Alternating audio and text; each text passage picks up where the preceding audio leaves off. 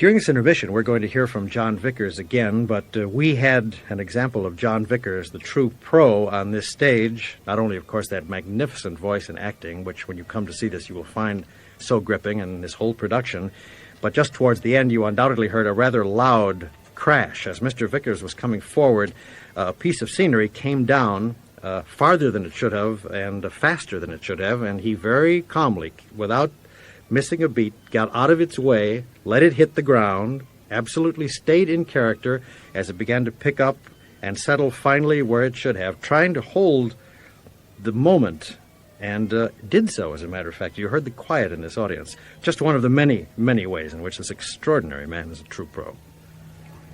Jon Vickers is Lyric Opera's first Parsifal, and this is a role he recently portrayed to critical acclaim at the Metropolitan. His numerous appearances here have been in the roles with which his career has become associated throughout the world. Peter Grimes, Tristan, Florestan in Fidelio, Otello, Siegmund in Die Valkyrie, and most recently, as last season, as Handel's Samson. Norman spoke with Jon Vickers backstage, and here is that conversation. When you look at the list of roles that Jon Vickers sings, just to pick some right off the top of one's head, Otello, Tristan, Grimes, and that list goes on. As you're thinking about that list, you also realize that in every case, this is the premier performance of this role in our time. And as you investigate more of the career of Jon Vickers and some of the things he said and things that have been said about him, you realize that this is no accident and that it's not just that magnificent voice, but the way the man picks roles, the reasons he does, which have more to do than just that glorious voice, the way he nurtures them, and the way they do become his. Is that a fair assessment of the way you go about? Well, I think there are those who might disagree with what you've said. There are others that won't be quite so enamored of my contribution, and I'm very grateful to you that you feel that way. I think it's a fair assessment, certainly in terms of how you see my approach to my operatic life. There's no point in picking up just a bunch of notes and learning how to sing them and memorizing the words. That is empty and a sham and has nothing to do at all with opera.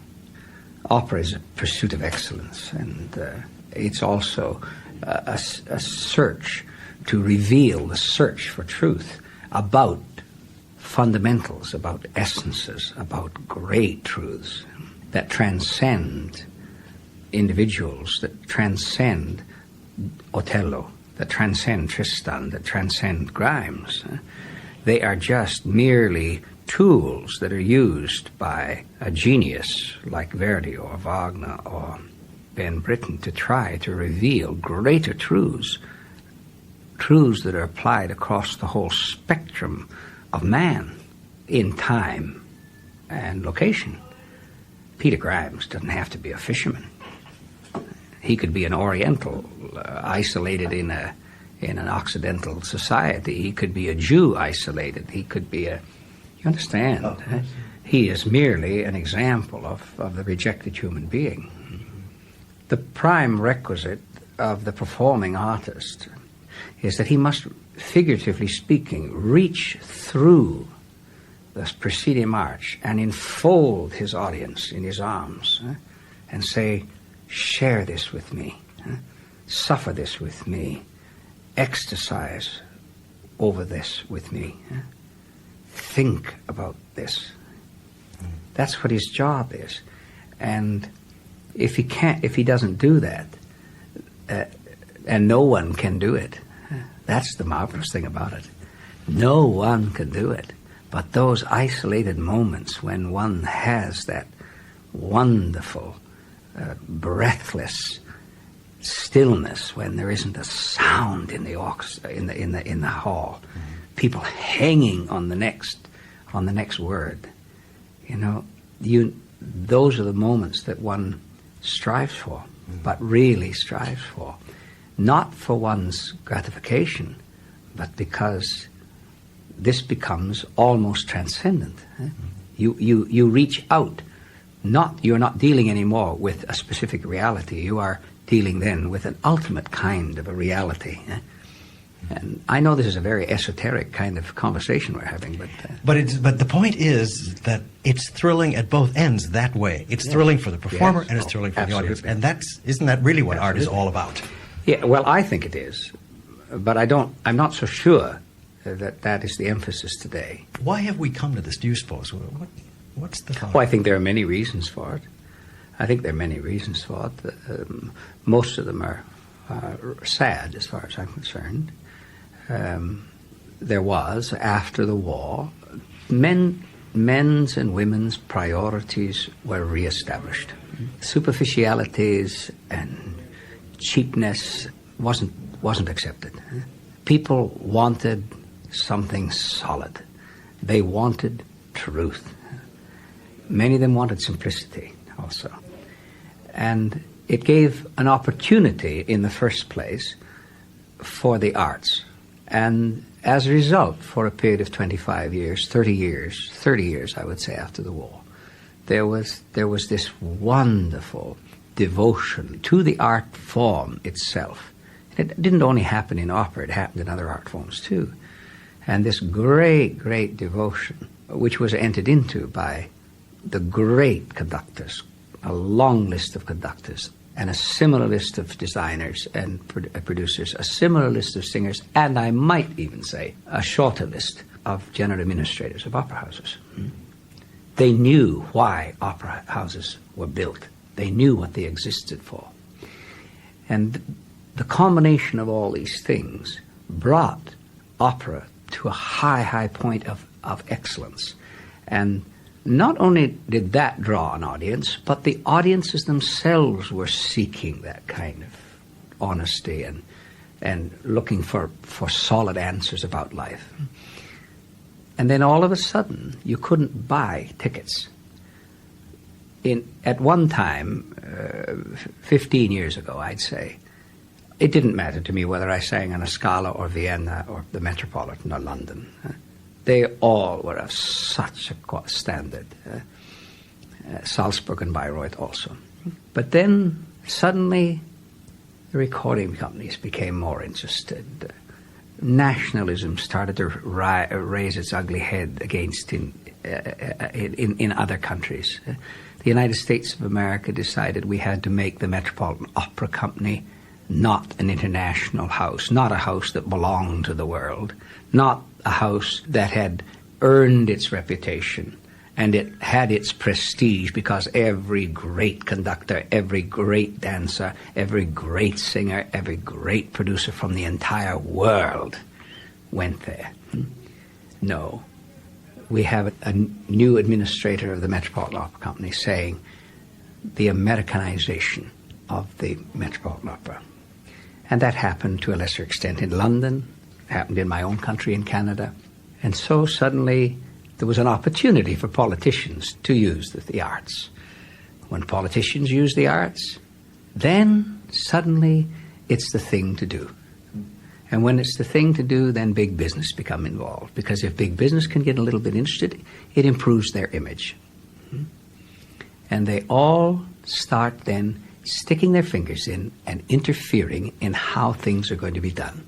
Money is given to opera houses by big corporations on the condition that you have such and such a man to produce it and such singers. Recording companies enter into agreements with managements of opera houses. If you will use this singer and that singer and that singer and you will mount this new production, we will record it. Our recordings will be good for you. You will scratch our back and we'll scratch yours. And everybody will be happy. And pretty soon, control is lost.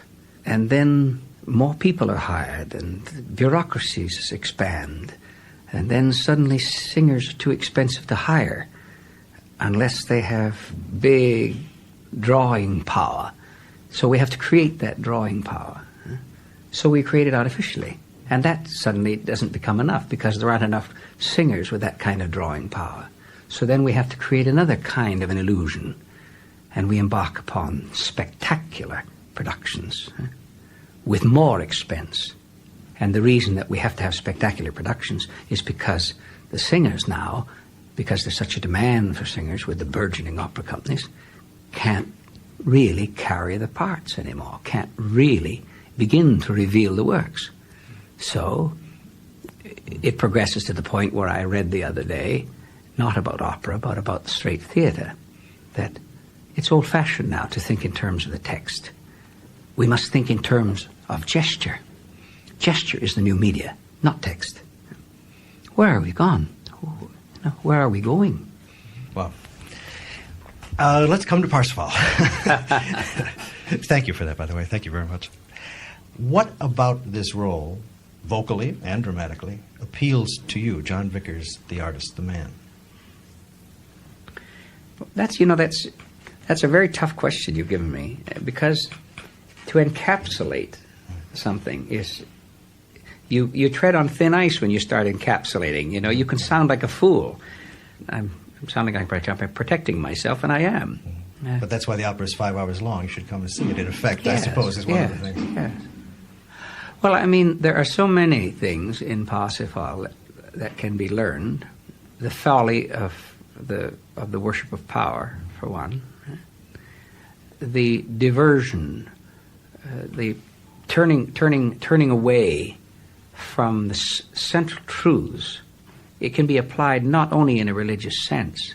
There's great messages in Parsifal about the terrible mistakes that have been made in the church down through the ages too. There's a great call for humility. There's a great call for integrity. There's a great call for fidelity. These are the old virtues, Huh? And there are those, of course, who believe, the great Will Durant, who wrote The History of Civilization with Ariel, his wife, he believes, of course, that Parsifal is the greatest blasphemy that has ever been written. And there are those who do see it that way. And in some ways, if you really analyze not only the text, but if you analyze the staging instructions of Richard Wagner, and you take into consideration that Wagner himself said that no one would understand Parsifal for at least 100 years, there is evidence, of course, that it was written as a total work of blasphemy. But I think that not only in the religious sense, but also in the religious sense, we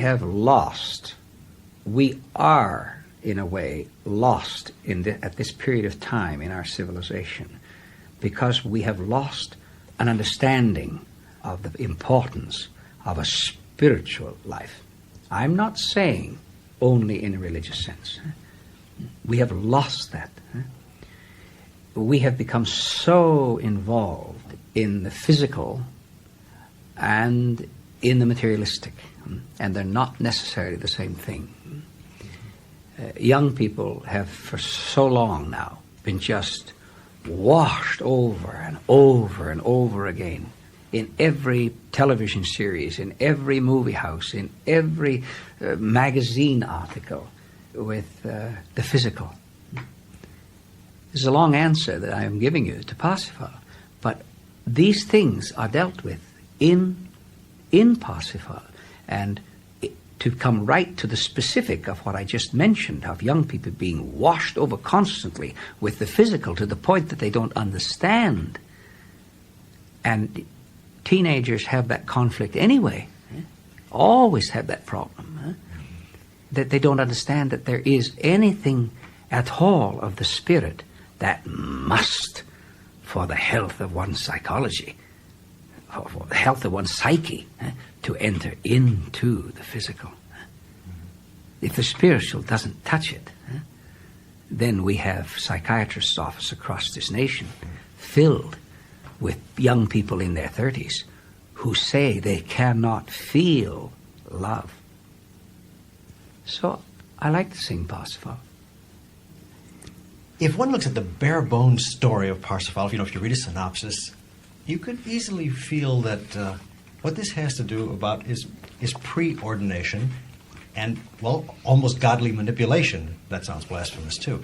But then when you really look at the text, it has to do, Parsifal, with the innate qualities of love, giving, sacrifice of the human spirit. Yes. that's another reason why people should really delve into this before seeing it, to really understand what this is saying. He says he's constantly tortured in the most human way. He's carrying this guilt with him about his mother's death, about what he has seen, even without fully understanding it. But that has something to do with the innate human spirit, doesn't it? I think all peoples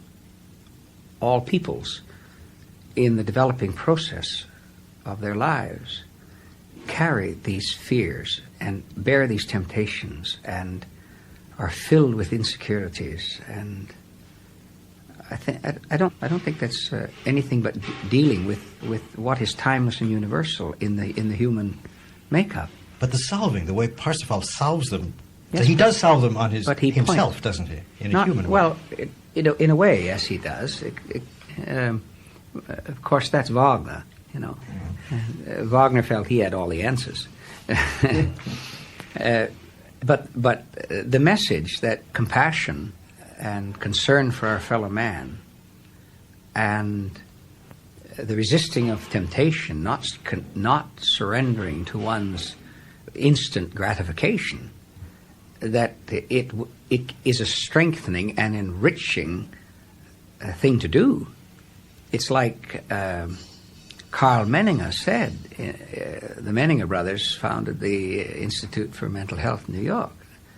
And Carl Menninger, in his book, says that anyone who does not have a healthy sense of guilt is a neurotic. Now, that's very un-Freudian. And the quasi-concept of Freud in our society today is also one of the terrible things that we're dealing with in the whole spectrum of life. As Hayek said in his epilogue to his Law, Legislation, and Liberty concerning Freud, civilization is the layering of discipline. And he believed that Freud was the greatest singular destroyer of civilization of this century, because in one fell swoop he ripped away all of discipline and attempted to return us to the uncivilized condition of a savage, and let all of our raw emotions rule. I'm rather more on the side of Carl Menninger. And you feel a gratification that Parsifal solves this the way he solves it, then, in short. That means something to you. Yes, it does, because he holds out something positive. He doesn't hold out instant gratification. He holds out a philosophy, a self-discipline, a humility, and the joy of giving. For heaven's sakes, the joy of giving, not taking. That's what I think it's about, anyway. That's great. Thank you very much.